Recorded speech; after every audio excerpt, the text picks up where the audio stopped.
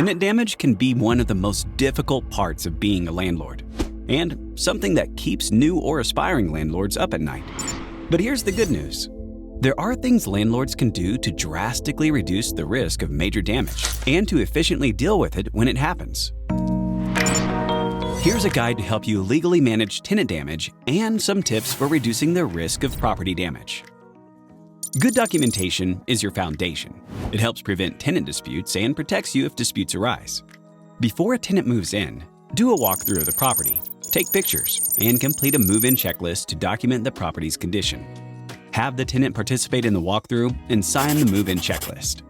Throughout the tenancy, when you discover damage, take photos, officially document what damage was identified, and note when it was discovered. Once you've identified damage, the next step is calculating the cost of repairs. Get written estimates from licensed professionals.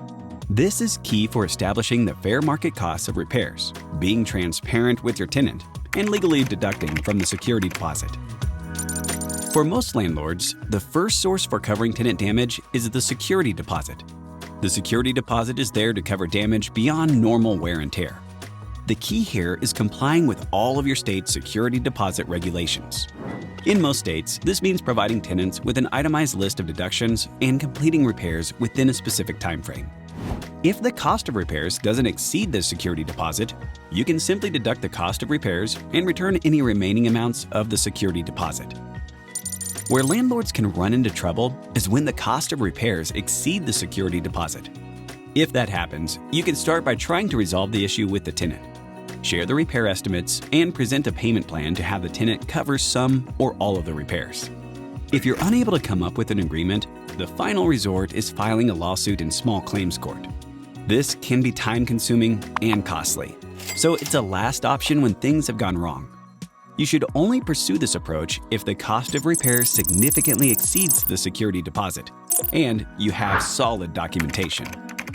The reality is that the best strategy for landlords is being proactive about preventing tenant damage in the first place.